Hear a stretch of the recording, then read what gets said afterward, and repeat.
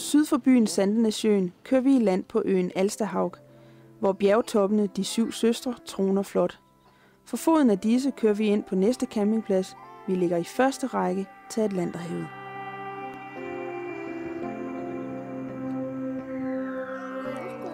Prøv at tænk, klokken den er snart 9 om aftenen. Er det ikke vildt? Og prøv at se, så højt solen den står.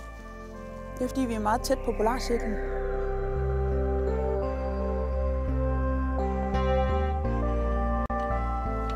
Prøv at se her. Hvad er det? Hjorter. Ja, det er dem, vi købte ved færgen. Det har du slet ikke set, Mie, for der lå du og sov. Det så jeg. Ja. Nej, det så jeg ikke. Dejlige norske jordbær. Prøv lige. Og ikke Lego-klodser til. Nej. Og så skal vi have... Det her, det er simpelthen... Har vi lige døbt det til? Det er norsk fjeldflødeskum. Håber vi, det virker. Ja, er du klar? Ja.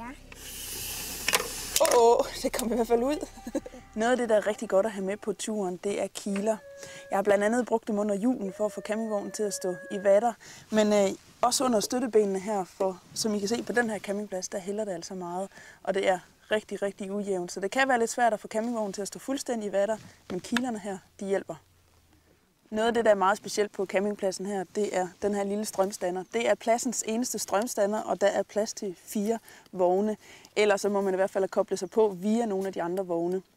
Det er den ene ting. Den anden ting, det er, at lige nu der ligger jeg 50-60 meter herfra, så et godt forlængerkabel, det er også en god ting at have med.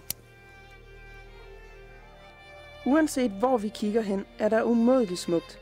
Fjellene rejser sig over os, og havet er blidt.